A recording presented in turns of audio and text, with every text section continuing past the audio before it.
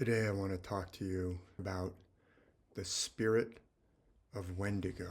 Wendigo is a Native American word to describe a cannibalistic spirit that takes over and fills its victim with hunger to devour other men and women.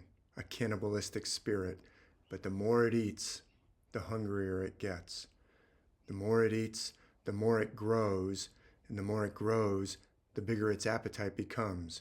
So it's a vicious cycle. The more it eats, the more famished and ravenous it becomes. This spirit of Wendigo is described by American Indian tribes across North America.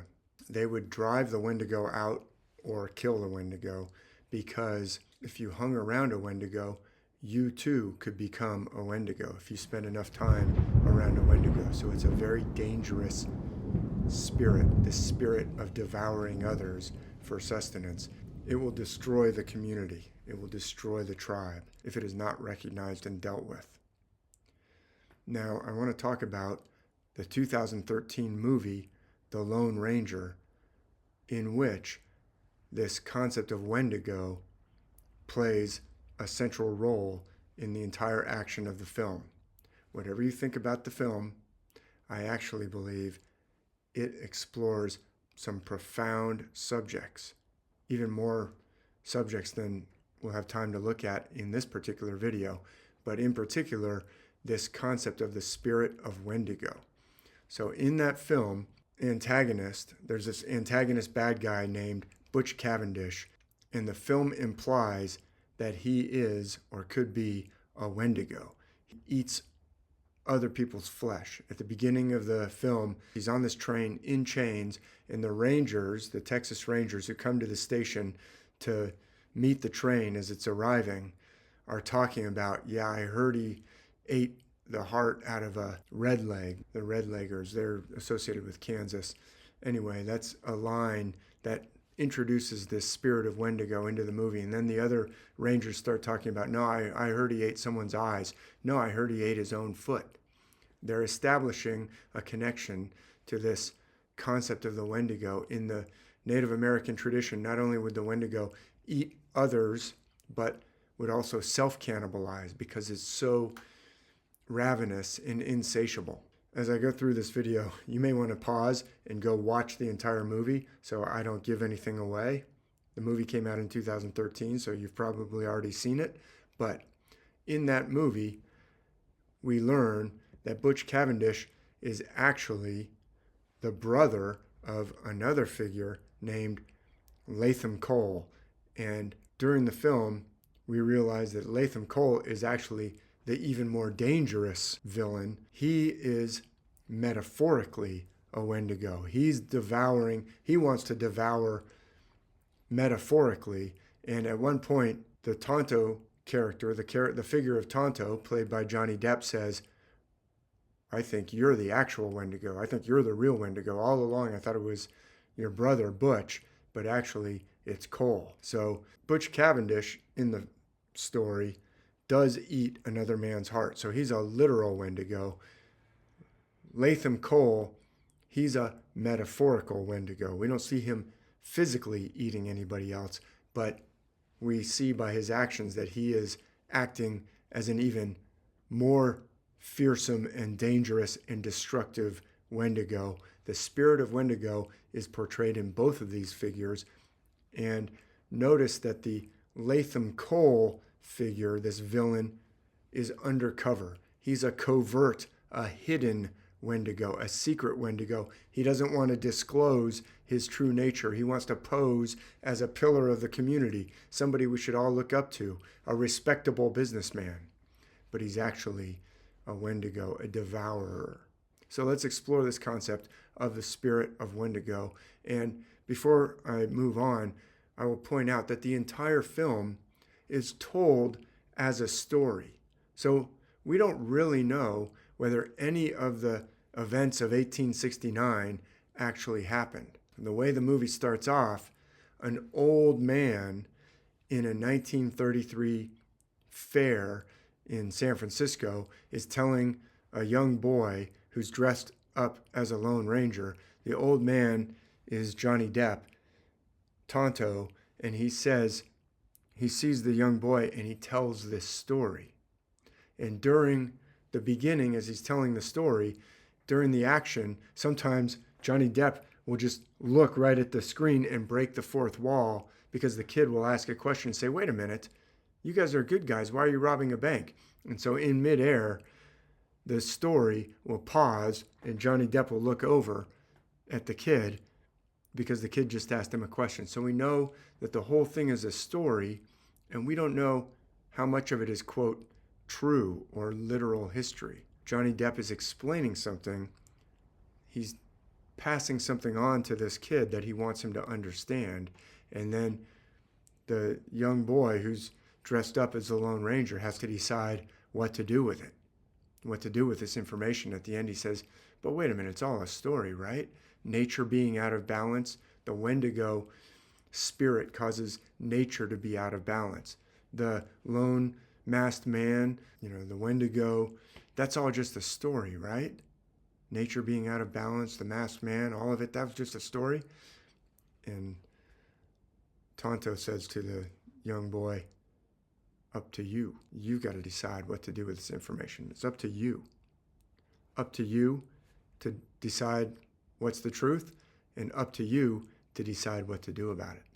Up to you to go forward into the future. Up to you. We're depending on you, the next generation. So, literal Wendigo, metaphorical Wendigo. The metaphorical Wendigo is covert. Now, the Spirit of Wendigo is a Native American concept, but the ancient myths around the world talk about this spirit of devouring others, that it's negative, that it is against society, that it destroys society, and that the gods are against it. It is out of bounds of the natural order. So in the Odyssey, we have a literal cannibal, a literal Wendigo, if you will, in the story of the Cyclops. Once again, the Cyclops story is told by Odysseus in a reflection, in a flashback. It's framed as a narrative, but in the story, Odysseus finds himself on the lonely island of the Cyclops, and the Cyclops, Odysseus goes to the Cyclops and says, hey, can we make a trade? Can we exchange as a host and a guest? I'll bring you a gift, you give me a gift, I need some help. This happens throughout the Odyssey. We have good hosts and bad hosts. We have proper exchange on terms of mutual respect, and then we have improper exchange, bad trade, as they call it in the movie The Lone Ranger. The Cyclops turns out to be a monstrous, lawless cannibal who starts to devour Odysseus's shipmates, his men. They go into the cave of the Cyclops. The Cyclops blocks off the entrance, keeps them in there as his prisoners, and then each morning he dashes two of their heads against the ground, dashes their brains out, and devours the flesh raw for his breakfast. And then when he comes home from watching over his sheep all day, he rolls the stone back, comes inside, closes the entrance off again with the giant stone, grabs two more of Odysseus's sailors, dashes their head against the ground, and devours them for his dinner. At one point, Odysseus says, okay, I've got to put an end to this. First, I'm going to get this guy drunk. He says, here, Cyclops, try this wine to top off the banquet of human flesh you've bolted down. I brought you this as a gift. That's what a guest is supposed to do when you come over to the home of someone else. You bring them a gift. It's supposed to be a mutually respectful exchange. I brought this wine, but you're obviously a barbarian. You don't care about the laws of man or God. He says, but try this wine to top off the banquet of human flesh you've bolted down. You barbarian. How can any man on earth come and visit you after this? What you've done outrages all that's right. The Cyclops is outside of human bounds. He is a monster. He is a barbarian. He is an outrage. He is like a Wendigo. He is a cannibal. He's enriching himself by devouring others. So he's a literal cannibal in the story. But also in the Odyssey, we see a metaphorical Wendigo spirit in the suitors. The suitors are these young noblemen who are pursuing the wife of Odysseus while Odysseus is away. Odysseus went away to the Trojan War as part of all the kings of Greece. They all had pledged to defend Helen of Sparta, and she was kidnapped by the Trojans. So then she becomes Helen of Troy, and all the kings of Greece who pledged, yes, if anyone ever steals Helen, we'll help to get her back.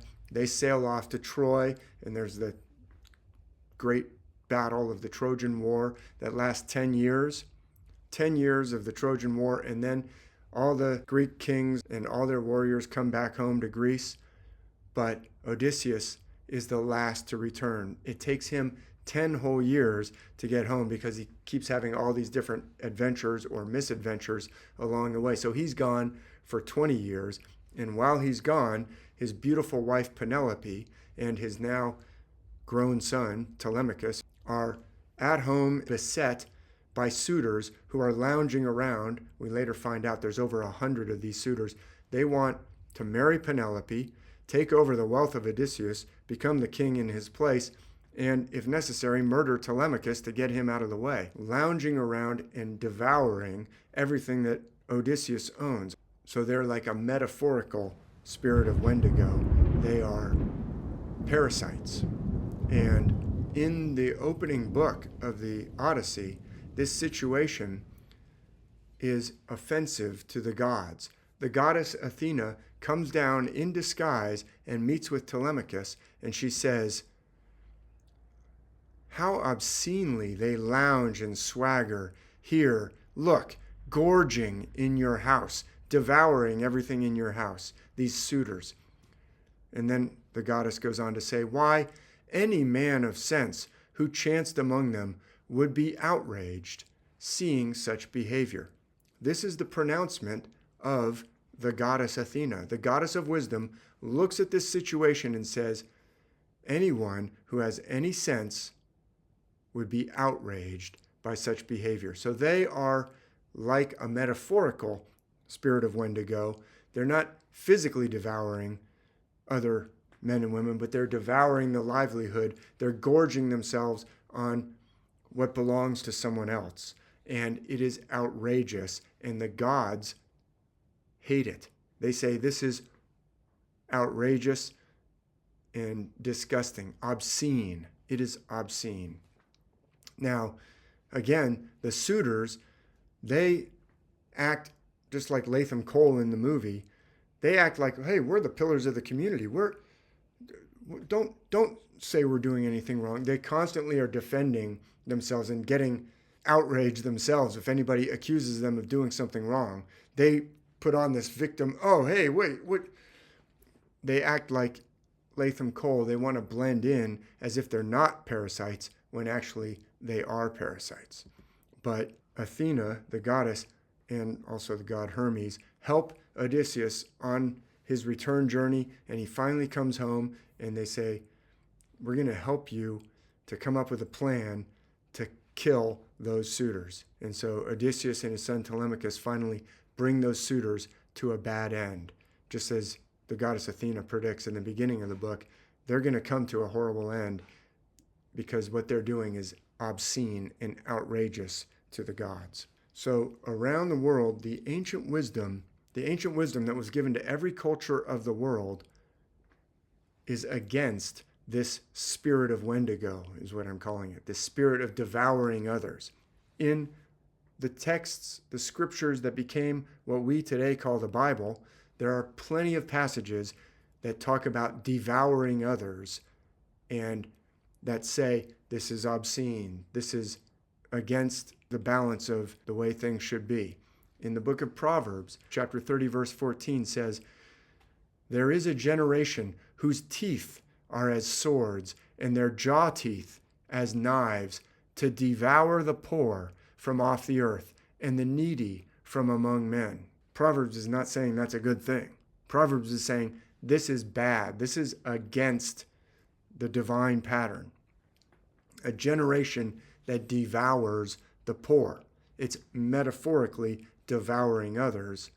Their teeth are as swords. Their jaw teeth are as knives. They devour the poor and the needy. And that is disgusting. That is wrong. Elsewhere in the Bible, in Ezekiel chapter 36, verse 14 says, "Therefore thou shalt devour men no more, neither bereave thy nations any more, saith the Lord God." So God is against the devouring of other men. And it's not talking about strictly literal cannibalism. It's talking about devouring the other men and women to make yourself richer, to enrich yourself. And we can see that from other passages in Isaiah. Woe unto them that join house to house, that lay field to field, till there be no place that they may be placed alone in the midst of the earth. In that passage, it's talking about foreclosing on other people's properties and taking it for yourself, loaning somebody money, and then when they can't pay, you get their field, you get their house, and you join it into a big giant real estate empire until nobody has anywhere to stand on the earth except for you. It's like you've built this giant private equity empire, buying up massive tracts of housing in the United States that the people can't afford to buy it anymore. So the giant private equity firms will buy up giant tracts of housing and then rent it out to people because there's no place for anybody else to own anything because it's all been bought up by Wall Street. That's what this Bible verse is saying. Woe unto them. Woe unto them. The curse of the divine realm is on those who do that. That is against the ancient wisdom. The ancient wisdom is clearly warning against the spirit of Wendigo and saying it is abhorrent. It is obscene. Woe unto them who follow that path. And then, as Professor Michael Hudson points out, in the ancient wisdom of the world, including the texts that made their way into the Bible, but also in ancient Near Eastern civilizations, such as the Babylonians, there was a concept of forgiveness of debts, the Jubilee, or Andorarum, to remit that which was lost by people when it was foreclosed upon. In Leviticus 25:10, we see a verse that talks about the Jubilee year, the 50th year, after 7 weeks of 7 years each. So a 7-year week. 7 sevens is 49. So after 49, 7-year periods, you get to the end of the 49th, you start over again. With the 50th year, it's a Jubilee year. And Leviticus says, and ye shall hallow the 50th year. It's sacred. You shall make it sacred, and you shall proclaim liberty throughout all the land unto all the inhabitants thereof. This text is on the Liberty Bell in Philadelphia. Proclaim liberty throughout all the land. That comes from this text from Leviticus that's talking about the cancellation of debts to prevent the devouring of the wealth of others and the building up of these gigantic private equity empires that's talked about in Isaiah. Leviticus says, 50th year, hallow it, proclaim liberty throughout the land to all the inhabitants thereof. It shall be a jubilee unto you, and ye shall return every man unto his possession. What was taken away will be given back. What was foreclosed upon shall be restored, returned.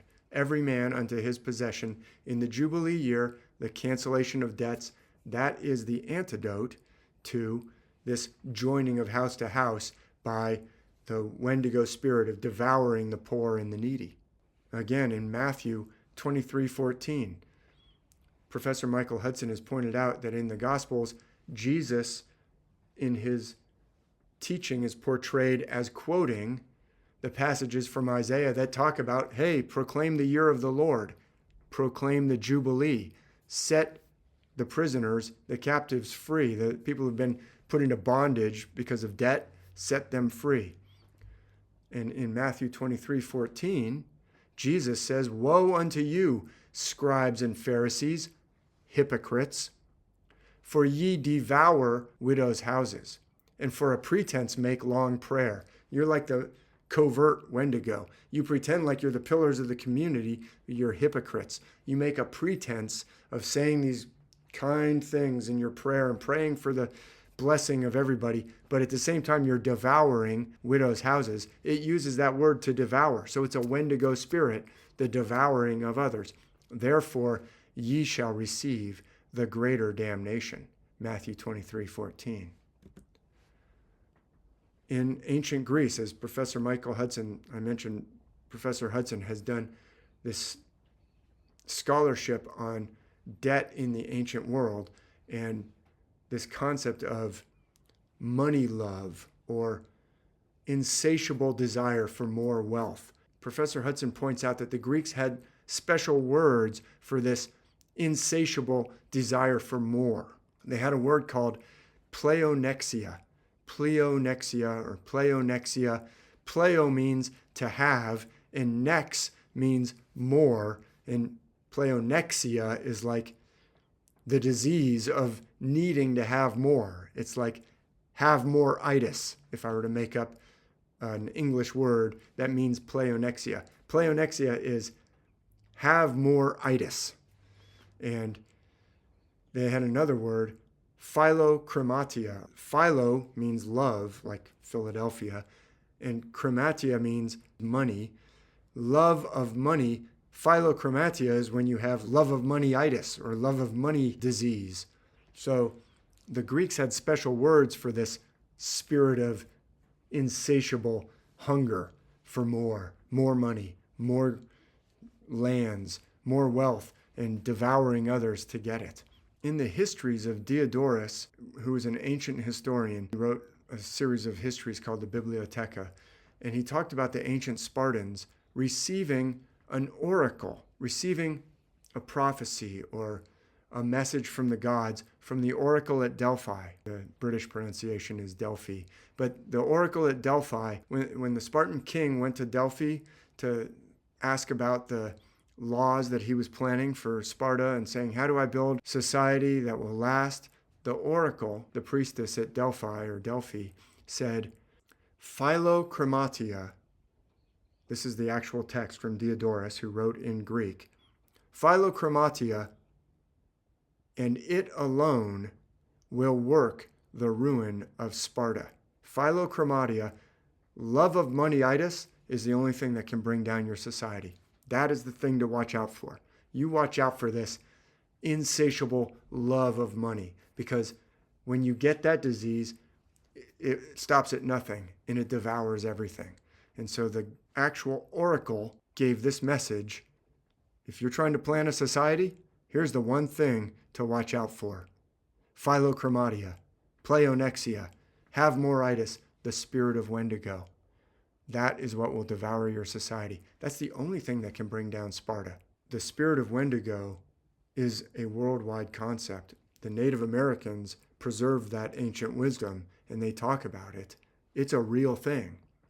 Other ancient cultures knew about it and warned against it. In fact, the ancient wisdom was given to prevent the spirit of Wendigo. That's one of its central purposes. It is a central message because this insatiable desire for money, if it takes hold of your society, that's the one thing that can bring it down. In the modern day, the spirit of Wendigo is found in Wall Street and private equity. This is a screenshot from the website of one of the big private equity firms. They make their wealth by devouring others, devouring the poor, devouring the needy, devouring the resources of a nation. In the movie Wall Street, Gordon Gekko, played by Michael Douglas, he is a corporate raider in the 80s. That's a 1980s movie. But the game plan that they show in that movie, he wants to target this airline. Then they start to slash the salaries of the workers. They cut a whole bunch of workers, and they will especially go after any business that has large pension funds for the workers, because they'll take those. They'll say, oh, well, this company it's in terrible debt. You wouldn't want it to go bankrupt, because if it goes bankrupt, you workers could lose everything. So you need to work for less money. We're going to have to get rid of some of you, and you're going to need to take All those pension promises that you had, we're going to have to lower those. That's what the corporators would do. It was portrayed in the movie Wall Street. If you want to read some real life examples of it, you can read about Carlyle Group. That's where this screenshot from the website. Carlyle Group bought out Manor Care. They sell out all the real estate that's very valuable. So they get back their purchase price right away. And then they say, oh, wow, this company has a lot of debt. They're going to have to pay that off. And also, now you got to lease back the land that we sold off. It's a sale leaseback arrangement so that Manor Care, they sell all their land and then they get to stay there as a renter instead. And so now Manor Care is paying these rents that are going to a REIT and all those investors. And they're basically asset stripping it. Meanwhile, they even did even more horrific things to the aged people within Manor Care facilities. This private equity group said, oh, they're a great cash cow. The federal government, Medicare, will pay for them to have physical therapy. And so they're prescribing physical therapy to all these patients who didn't need it. They were, old 90-year-old patients trying to do therapy because then Manor Care would get paid Medicare payments. It was a giant Medicare fraud to turn those poor patients into cash cows for the corporate raiders. They're literally devouring the old and the helpless. And they stripped out Manor Care and it went bankrupt after the private equity had paid themselves all this money off of the sale of the real estate and the lease back of the real estate and the Medicare fraud that they were doing. And eventually they probably had to pay some small fines for the Medicare fraud, small in relationship to how much they had already stripped out of that company. And they go around with these smug faces and act as if they are just pillars of the community. Oh, we're business school graduates. Well, what all these young business school graduates are taught is, how do we find assets that we can strip, that give us cash flows, and how do we maximize those cash flows while minimizing what we pay? And the best thing we can find are targets that are just sitting ducks for us to asset strip. And this is what the classical economists referred to as rentier, seeking economic rent. And we'll talk a little bit more about what is economic rent. But in the movie, The Lone Ranger, we see Latham Cole being an advocate for the Transcontinental Railroad. Is the Transcontinental Railroad a bad thing if it's done properly? No, it's not.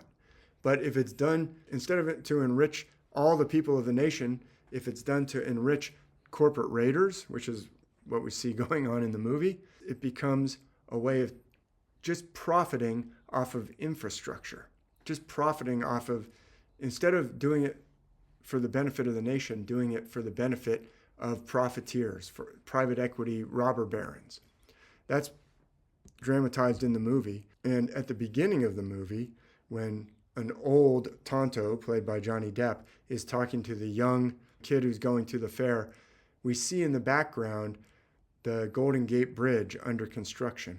That's infrastructure. It's a very clear metaphor, very similar to what was going on in the story that Tonto tells from 1869, where the country is being connected by the infrastructure of the railroad. At the fair, the Golden Gate Bridge is seen under construction. Infrastructure for a nation is not a bad thing, but that's the kind of thing that Wall Street and private equity want to target, because it's like a big fat cash cow.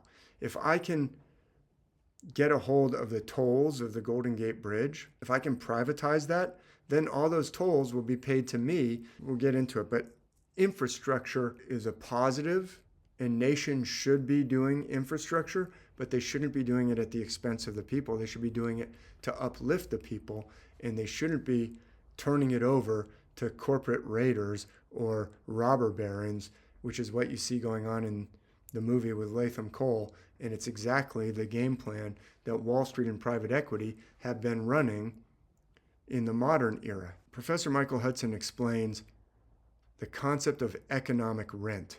What is economic rent? And you may have heard the French word rentier. It's spelled rentier. It means somebody who collects rents, who makes their living off of economic rent. Let's look at some of the quotations from Professor Hudson. He's got a couple of entire books that deal with this concept that are extremely helpful. Killing the Host, and especially J is for Junk Economics, because you hear Gordon Gekko spouting all these economic platitudes, just like you hear Latham Cole spouting all these platitudes in the movie The Lone Ranger. Professor Hudson calls those types of Chicago school platitudes junk economics. They're absolutely junk economics. So in these two books, he defines what economic rent is. And in J is for Junk Economics, he says, the technical definition of economic rent is excess of market price over intrinsic value. What is he talking about? I'll get some more quotations. He says, what a rent is something typically that's supplied by nature or supplied extraneously to its recipient's own efforts. So if I can get a hold of something that someone else built, like those suitors in the Odyssey, and I can live by something that's supplied to me extraneous to my own efforts, then I'm a rentier. I'm just living off of something that's supplied by nature as if I supplied it. Another way of looking at it is it's income that does not represent a corresponding cost of production. Okay? So if I'm raking off extra because I'm able to charge more than the cost of production, because I've been granted a monopoly. But he gives some examples. He says, look, the typical rents are land rent or natural resource rent. The classical economists, Professor Hudson explains, saw rent and rentiers as merely extractive and predatory. They are predators. They are like the spirit of Wendigo. And the classical economists said we've got to get rentiers and economic rent out of our economy. We've got to minimize and prohibit economic rent. Well, what we have today is an economy that is enabling economic rent because the rentiers are making billions of dollars, tens of billions of dollars, hundreds of billions of dollars, and they're paying politicians to put in pro-rentier policies. Instead of getting rid of the spirit of Wendigo, we've created a whole society based on it. It is extractive and predatory. In J is for Junk Economics, Professor Hudson explains that privatization of things that are supposed to be public, when you privatize those are like the jackpot for a rentier. If I could get a hold of the Golden Gate Bridge is built with government funding, labor that's paid for by the government. It's got a positive infrastructure role to play. It enables me to get my supplies from one side of the Golden Gate to the other. If I'm delivering baked goods, instead of having to drive all the way around the South Bay and up and then all the way around and come back down to the North Bay, I can just drive across the Golden Gate Bridge. That enables all kinds of industry to operate and flourish that wouldn't have been able to operate at all. There's businesses that wouldn't have been able to even be created without the Golden Gate Bridge being there to enable them to get their supplies from across the bridge or sell their products to markets on the other side of the bridge. It enables things to get better for everybody. But if, as a private equity firm, I can figure out a way for the city of San Francisco or the state of California to give me the right to charge tolls on the Golden Gate Bridge, that's a wonderful asset. That's called privatizing, taking it out of the public sphere and putting it in the private sphere and saying, hey, I'll take care of some of the expenses of the bridge if I'm allowed to charge rents on the bridge, charge tolls. A toll is a form of rent. A toll is actually a tax that's paid to the government, but if you sell off that privilege to a private individual, now that private individual is actually still able to charge a tax. You've got to pay if you want to go across the bridge, but now it's a private tax. And to me, that's the best definition. That really makes the light bulb go on. There's a difference between a tax and a private tax. Rent is a private tax. Rent is like I've somehow figured out a way to get my fellow citizens to have to pay me taxes. It's not It's not a spirit of competition and the spirit of enterprise. It's the spirit of devouring. I've become a private taxer. I'm going to quote a little bit from J is for Junk Economics by Michael Hudson. Privatization, he says, the word private itself derives from the Latin privatus, meaning restricted, as in privilege, and privare, to deprive, and indeed to rob, as in prevaricate. So we have these English words, private, deprive, privation. It means to do without. It means taking something out of the public sphere to benefit everybody in the public sphere and depriving the public of it and giving it to a private individual, putting a fence around it, and now it's just for me. Now those taxes will just go to the Carlyle Group or to Blackstone or to some other private equity group. If I can privatize a bridge, not necessarily the Golden Gate Bridge, but if I can get hold of that road and charge tolls on it, now I have privatized it. Its tolls are no longer for the good of the country, they're for the good of me, the private equity baron who is now collecting rents, private taxes. Private taxes. Rents are private taxes. He goes on and says, starting with the enclosure of the commons, the fencing in of communal grazing land and forests in Britain. So it's taking away what used to be open to everybody and privatizing it, putting fences around it and saying, nope, if you want to graze your sheep here, you've got to pay the landlord a rent. Skipping down a little bit, he says, since 1980, the main lever of privatization has been financial. Debt-strapped governments are forced to sell off the public domain, sell off the bridges, or sell off the infrastructure, sell off the electricity grid, sell off the water rights, sell off functions that properly should be public and give them to private rent seekers. This is how your country gets devoured by private equity. Why would governments not be able to take care of bridges if they're prohibited from spending to keep the bridge maintained? Governments create the money. So governments have the money they need to keep those bridges functioning. It says debt-strapped governments. If you can somehow trick the government into becoming debt-strapped, then you can convince them to sell off those assets that are supposed to be public, and now they become private, and you can asset strip them. Debt-strapped governments are forced to sell off the public domain. Once they're sold off, they can be used to extract rents, basically private taxes. To deprive host economies, he uses the word host as in rent is parasitic. Rentiers are parasites. The host is what the parasite is drinking the blood of. Deprive the host economy, the whole nation is the host.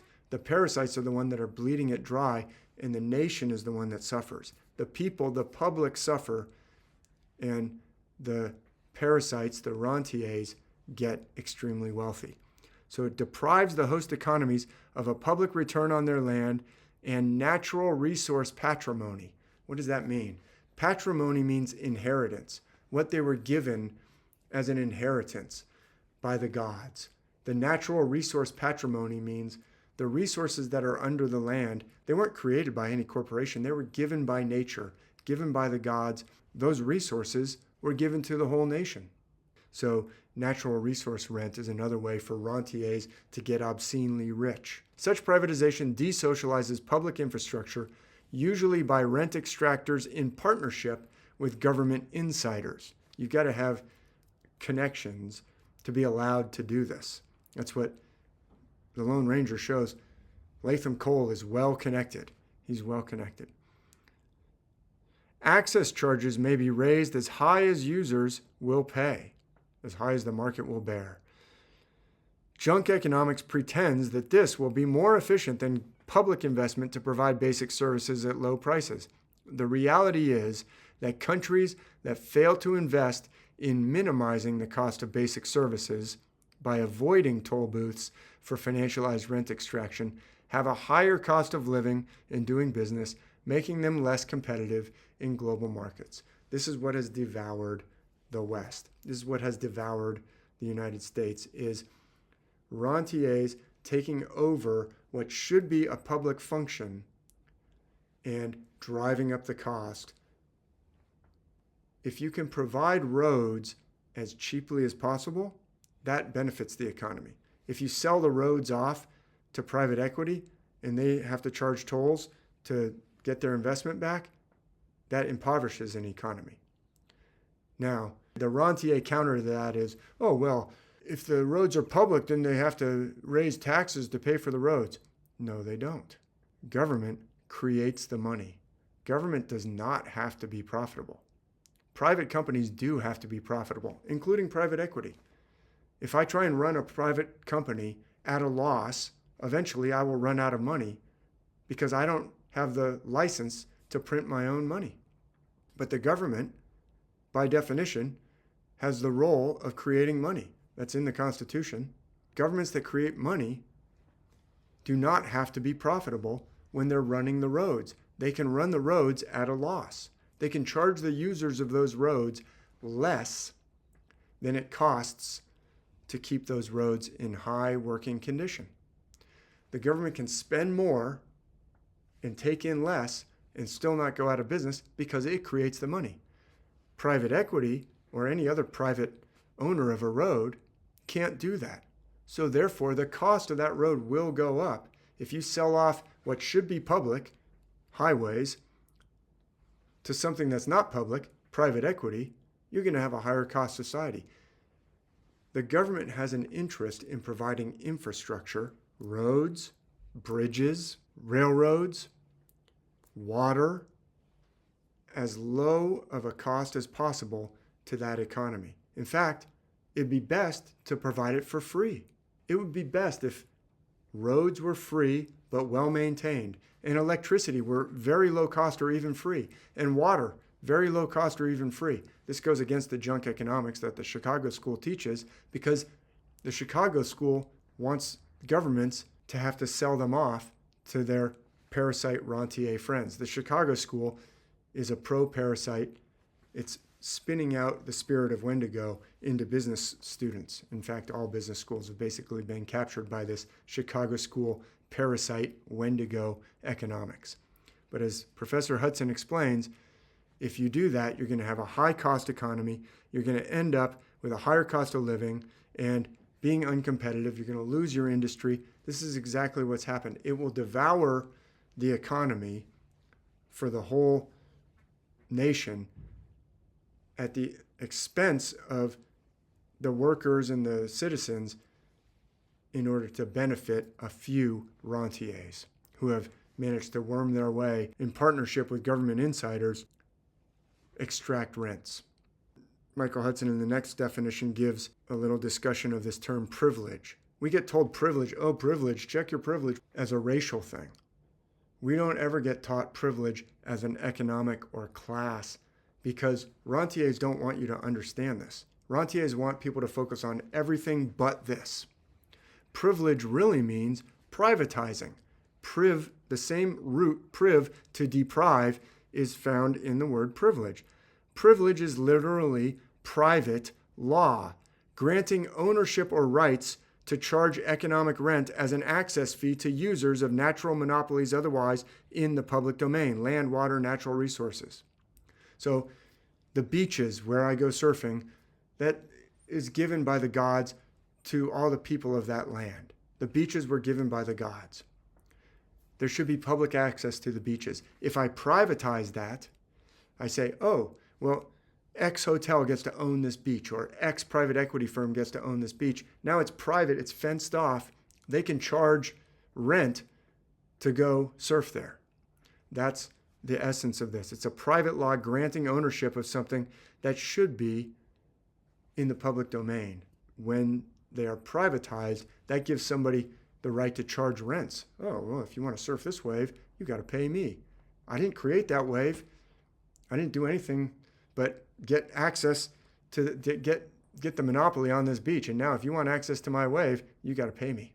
And I can just retire and sit back and watch the money roll in because I'm a rentier. So he gives some examples here. Rights to charge economic rent as an access fee to users of natural monopolies, such as land, water, and natural resources, or an access fee for infrastructure, railroads, which is all over in the Lone Ranger, roads, communications, and other public utilities, or artificial trade monopolies. Such rentier privileges are obtained by insider dealings, or as spoils of war, or by financial leverage and foreclosure, as in debt, leverage buyouts. Classes living off such privileges include landlords, bankers, and monopolists, mainly the financial class. That is the rentiers, that is the parasites, and that is the spirit of Wendigo, because they will devour your nation. They do not care about the long-term good as much as they'll talk about it. In the movie Lone Ranger, Latham Cole is constantly mouthing these platitudes. Oh, I'm doing this for the benefit of the country. Oh, this is wonderful. Everything's coming together. But we find out he's a covert spirit of Wendigo. He's actually horrific. He's actually a horrific person. He doesn't mind turning the machine guns on the Native Americans. He doesn't mind turning the machine guns on little Danny. He doesn't mind. His true colors come out, but he mouths these platitudes. That is the spirit of Wendigo, devouring others for personal gain, and insatiable. Look, private infrastructure. Here's a different private equity firm, KKR, Kravis Kohlberg Roberts. They just come right out and tell you, look, this is a great investment. Private infrastructure, an asset class for all economic conditions. Published in December 2024, less than 2 months ago, just last month, by Paula Campbell Roberts and James Cunningham. This is the spirit of Wendigo. They look like, oh, such successful, wonderful young business school graduates working for these upstanding firms like KKR, and they're going to tell us, oh, how good it is for the environment to do private infrastructure, and it's wonderful for your portfolio too. So give us your money and we'll go find some bridges and other forms of infrastructure to invest it in. In other words, we're going to find our way to some private rents, private taxes that we can extract from the infrastructure, the patrimony of a nation. We'll take that and we'll give it to you. The investor class gets it, not the public. I'll just read a few of these bullet points. This is right off KKR's website that I took this screenshot today. Infrastructure has become a favored asset class in recent years. Well, it's been more than in recent years, but it's a favored asset class in recent years, given its outperformance in high volatility periods like 2022, and its overall ability to provide alpha, yield, an inflation hedge, and a cushion against economic shocks. Why? It's got everything. It's got alpha. It outperforms the market. It's got yield. It throws off a cash stream for you, just like other rents. Rents means, where can I find a cash flow to go get a hold of? I know. I'll buy this aged care facility. That's got cash flows every month, and it's even got cash flows from Medicare. Yeah. Ooh, bridges. They've got cash flows. People have to drive across them every day. I can hike up the tolls and pay myself a private tax. And it's even an inflation hedge and a cushion against economic shocks. Our research suggests that private infrastructure, these are insightful analysts. They've done some research to figure out that when you get a hold of infrastructure and privatize it, why, it has historically demonstrated strong performance relative to other asset classes through the economic cycle. Yeah, because it's devouring the patrimony of your country. It offers an effective hedge against inflation, as we saw in 2021 through 2023, but also delivers a robust cash yield in low-rate environments. Like I said, it's got everything. Tends to exhibit relatively low volatility, particularly when broader markets are turbulent or dislocated. Provides diversification and complements broader portfolio allocations, and they go on. This is the Golden Gate Bridge today, not in 1933. This is Ksenia and I at the Golden Gate Bridge on the 27th of November, 2024. And it was a beautiful day. I love the Golden Gate Bridge. I grew up in the San Francisco Bay Area. Look at the state of disrepair of the Golden Gate Bridge. You can see, even from here, the paint and the rust. The paint is just flecking off, and there's just rust. The actual steel of the Golden Gate Bridge is rusting. You can see it from here. In fact, You can see it from all the way across. This is that same day, a little bit earlier before we started walking across the bridge. You can see from here, look at the condition of the Golden Gate Bridge. Now, I'm not suggesting that the Golden Gate Bridge has been bought by private equity, although I don't know. As Gretchen Morgenson points out in her book about private equity taking over America, they're private, so they don't have to disclose everything they're doing. They're not publicly traded firms, so they don't have to make filings with the SEC. So we don't really know what they own unless they tell us. But we do know that they think infrastructure is a great investment, so they want to go try and privatize it. So remember what Michael Hudson says, the way to get at infrastructure is to make the government's debt strapped or cash strapped. So if California can't afford to pay to keep the bridge up, private equity or Wall Street can come along and say, hey, I'd be happy to give you $80 million today, and I'll also take on the management of the asset, whatever it is, some bridge somewhere, could be the Golden Gate Bridge, could be a road. I'll take care of all that maintenance, and you give me the privilege of charging a private tax, a toll. So the bridge is being in disrepair. Why are they in disrepair? It's because governments aren't being allowed to keep them up. Why aren't they being allowed to keep them up? The governments create the money. They can create the money to keep the national infrastructure painted and not rotting. If they're not, it's because they're being prevented from doing so, because they have access to the creation of money. Why would you prevent them from doing that? So that you can come up and buy it. It's starving the governments of cash and saying, oh no, don't print more money, that would be bad, is part of a tactic by rentiers and parasites to take over the infrastructure and devour it. And if you think, this is a long range photo, but you can see the rust. Here's walking across the bridge.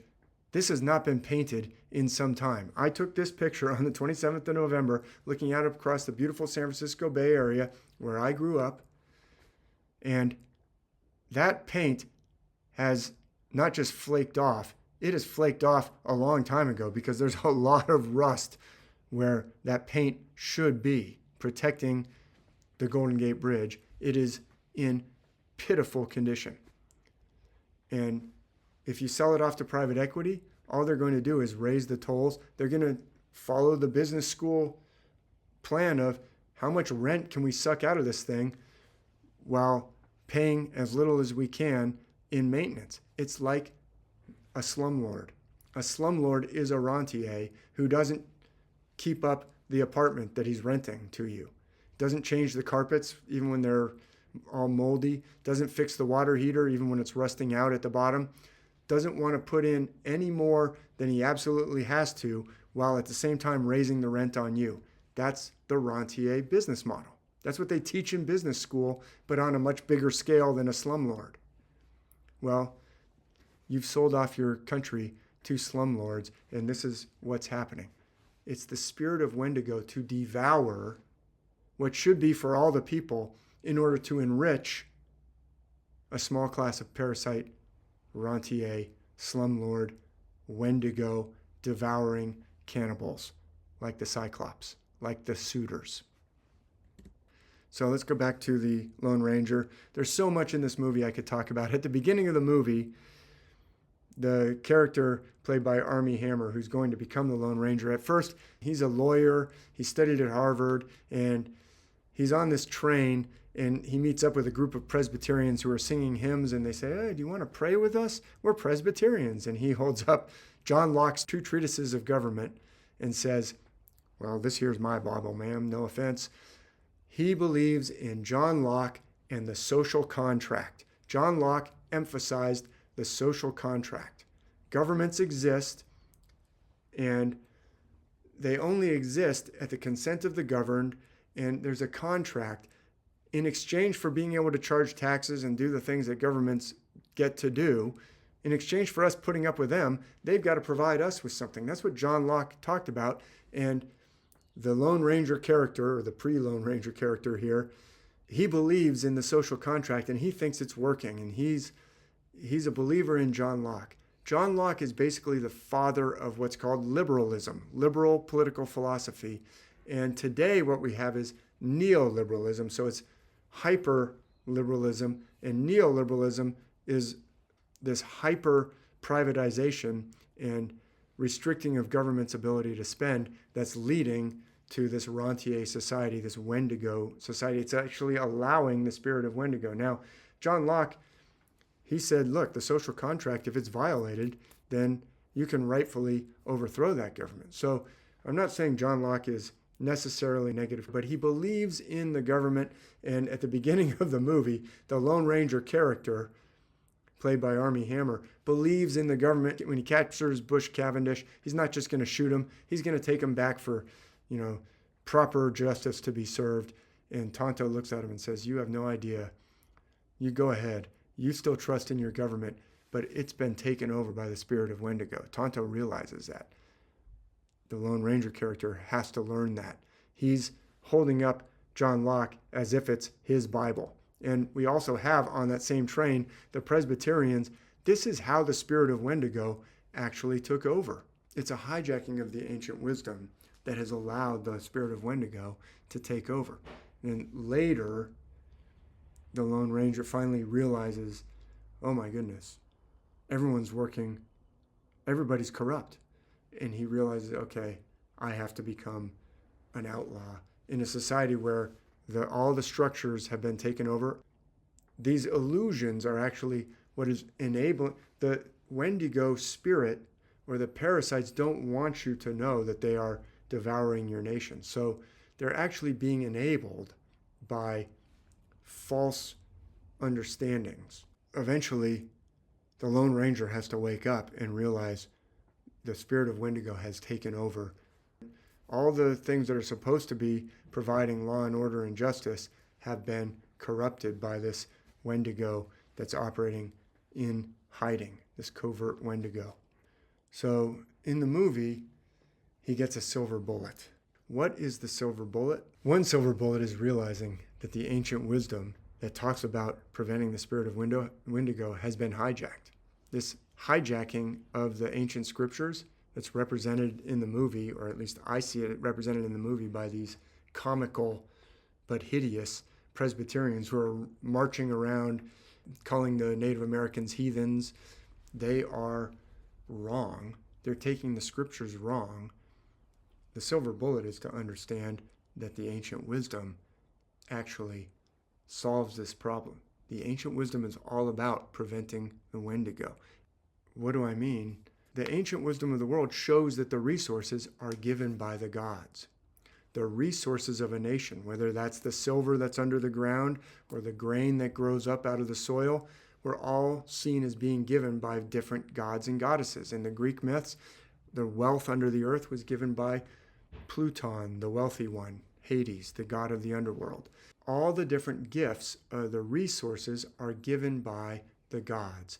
And the biggest resource in any nation is the people that are allowed to be born into that nation by the gods. That's what the Wendigo wants to devour. The Wendigo wants to devour the resources, get them under their privatized control, and the people. We've seen that abundantly.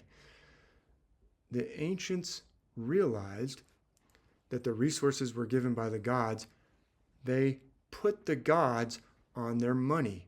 Money is created by a proper government, but what they cannot create is resources. Government can print money or mint coins, but that doesn't create resources. Government cannot print oil. Government cannot print people, citizens, and their gifts. Those come from the gods. So the proper role of government is to enable the use of those resources for the benefit of the nation. And the way the government does that is through the money function. That's why the ancients put gods and goddesses on the money, because the money is related to the resources, and the resources come from the gods. This understanding is the silver bullet that enables defeating that Wendigo devouring, including Wall Street and private equity, devouring the wealth of your nation, devouring the bridges, devouring the aged care facilities. It is understanding that the government creates money in order to properly allocate the resources that are given to that nation, including the labor of the nation. There is no need for the Golden Gate Bridge to be in disrepair because the government has a proper role of keeping up the infrastructure so that it's safe and so that it lasts from one generation to another and doesn't rust out. And they can properly create the money to pay, to allocate the resources, the paint, the workers, the other materials that you need to keep up a bridge, to do the repairs. They can properly create that money to make those things happen. And if they're being restricted from doing so, they're being restricted from doing so in order to privatize it.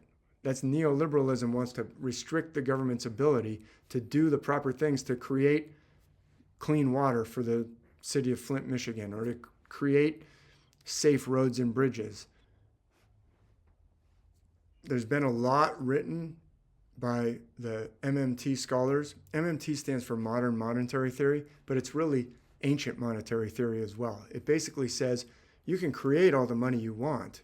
That doesn't make a society wealthy. A society is wealthy because of the resources given to that society by the gods. So the government has the ability to print money in order to provide the infrastructure, and then people can create businesses that compete with one another. That's totally different than capturing a natural resource and milking it and asset stripping it, which is what is quoted as investment by these private equity cannibals who are just devouring the nation. The question is not, can we print the money? It's, what do we print the money for? And the MMT theorists have done decades of work on this. The idea is you use it to create infrastructure that will uplift your economy. You can do that with public money. You don't need to go to Wall Street to borrow the money. Wall Street doesn't want you to know that the government has the ability to create the money to fund the infrastructure. Going back to the Lone Ranger, I believe there are many powerful lessons we can learn from this movie. And in that movie, when the Lone Ranger realizes, okay, everything I trusted has been taken over by the Spirit of Wendigo, that's the first step, is actually recognizing the Spirit of Wendigo when you see it. It doesn't just exist. First, you've got to understand that it's real. Then, open your eyes and see, does it control your whole society? Yes, it does now. The West has been taken over by the Spirit of Wendigo. In the movie, we see Tonto, he acknowledges the spirit world. The Wendigo is a spirit. If you hang around with a Wendigo, you might become a Wendigo. So we all have the capacity to become a Wendigo. It's not just some people can become a Wendigo. You've got to recognize it and stay away from it and understand that that spirit is a real spirit. And the spirit world is all around us. In the movie, there's a spirit horse, and Tonto recognizes the spirit horse. There is an invisible realm. It's all around us, and you can ignore it, but it's still there. Or you can listen to it and learn and find out. Most people weren't even able to recognize the Spirit of the Wendigo. They thought, oh, it's just a story. And we have the ancient wisdom given to the ancestors of all cultures on earth to consult. As we're walking through this life, be like Tonto, who sees the spirit world and tries to follow the ancient wisdom. And at one point in the movie, he's confronting Butch Cavendish, the vicious killer who eats other men's flesh. And Butch Cavendish is about to shoot him. He puts a revolver up to Tonto's face and he says, "Get ready to die." And Tonto says, "I do not fear what comes next." And Butch Cavendish says, "Nothing comes next." Yes, it does. That spirit of Wendigo, that this life is all that there is and nothing comes next, that leads to the Spirit of Wendigo. That leads to, I got to gather up, I can treat people, nothing comes next. Yes, something does come next, but we don't have to fear it. There is reincarnation. The ancient wisdom around the world talks about stepping through thousands of lives. We should not fear what comes next, And therefore, that should inform the way we walk through this life. It's a very important point, and it's dramatized in the movie. Stoicism. The Comanche, actual Comanche on horses, when Latham Cole is giving out this big speech full of platitudes and saying, we'll respect all our treaties and this is going to benefit everybody and blah, blah, blah. They just turn away in disgust, but in a stoic way. They use silence and dignity. They can't control what Latham Cole is doing or saying. They can control their response and how they respond to it. The final bullet point here is fight Wendigo. In the movie, Tonto says, I am the last of the Wendigo fighters. He is fighting against Wendigo. He needs to wake others up to the spirit of Wendigo. It doesn't work to fight the Wendigo just with violence. You've got to wake people up to the spirit of Wendigo, and that's actually what we see going on in the movie. Is the Johnny Depp Tonto character is telling this story to the little boy, the young, this boy who's maybe 10 or 11 years old. Johnny Depp tells this whole story about the Wendigo, but he's doing it in 1933, and then at the end, he tosses the silver bullet to the kid. The kid says, but it's all a story, right, Mr. Tonto? It's, the nature out of balance, the Wendigo, the masked man, it's all a story, right? And Tonto says, up to you, Kemosabe. Then he throws the bullet to the kid, and the kid has to decide what to do with it. It's up to him. The whole movie is about teaching the next generation about these lessons. This has already happened. As a Stoic, you can't change what's already happened. Your country's been taken over by Wendigo. And the next question is, how do you respond to that? Now, I'll just mention, this movie was panned. This movie was criticized. This movie, I think it's a tremendous movie, but it is a very worthwhile movie. It's worth watching multiple times and considering carefully what's going on in this movie. I suspect that part of the reason that it was panned is it's exposing the spirit of Wendigo. It's trying to wake up the next generation to what has happened. If you're a parasite, you don't want the host to know that you're sucking the blood out of it. The Wendigo Spirit doesn't even want you to know it's there. Like Latham Cole doesn't want you to know he's a Wendigo. The suitors want you to think we're pillars of the community. We're not devouring another man's work and livelihood and threatening his family. Private equity wants you to think they're the entrepreneurial genius of America and they're helping our infrastructure and moving us into the future. They do not want to be exposed. The hijackers who hijack the ancient wisdom don't want us to know about humanity's ancient history. And they don't want you to know about the ancient wisdom given to every culture that tries to wake us up to this cannibal spirit, this money-love devouring spirit. So this movie was panned, and the spirit of Wendigo doesn't want to be revealed. And so, of course, the Lone Ranger is going to be, we're going to find some way to turn everybody against the Lone Ranger and criticize it and say what an awful movie it is, and oh, I hate that movie. We're going to pay people to just say that. It's a good movie. The spirit of Wendigo is something we all need to understand. The ancient myths treat it very seriously, and they say it is obscene, it is against the balance of nature, it is against the gods, it is against the ancient wisdom, and we need to look to the ancient systems that were given to every culture to face the situations that we're facing right now, because we're in very messed up situation. But to close on a positive note, these parasites, their day is done, actually. The cycles of the heavens that the ancient myths focus on are turning. And this parasite Wendigo spirit that's been devouring the people for so long is breaking its teeth today against, it's trying to get into China, it's trying to get into Russia, in the worst possible way. It wants to devour the resources of those nations and devour the people of those nations, and it's being stopped.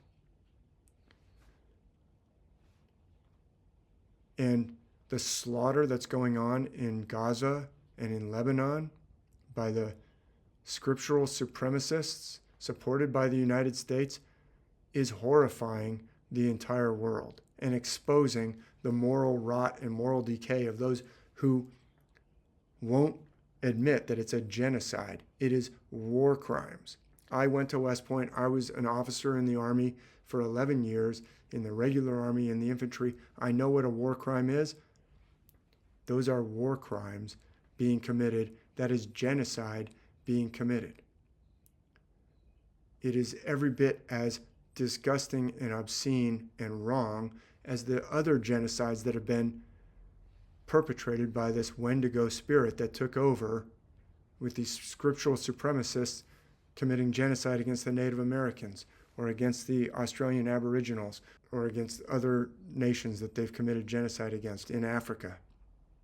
That horrific behavior is now being exposed, and the world is looking at it and saying, how can you excuse this? How can the United States stand up and lecture anybody about anything if it supplies this horrific ongoing genocide? The mask is coming off. The Wendigo is being exposed. It's like in that movie, Latham Cole finally drops the mask and we see his horrific nature fully exposed. That is happening. The spirit of Wendigo, we need to understand it. We need to oppose it. We need to oppose it through educating and teaching people to recognize it, just like Johnny Depp did when he throws the bullet to the next generation. We need to recognize it. We need to oppose it. We need to say, no, that's not okay. And no, you can't take the public infrastructure because that's the proper role of the government to maintain that for everybody. And it's the financial function of Wall Street, the creation of private money, the giving of the right to create money to banks and to Wall Street.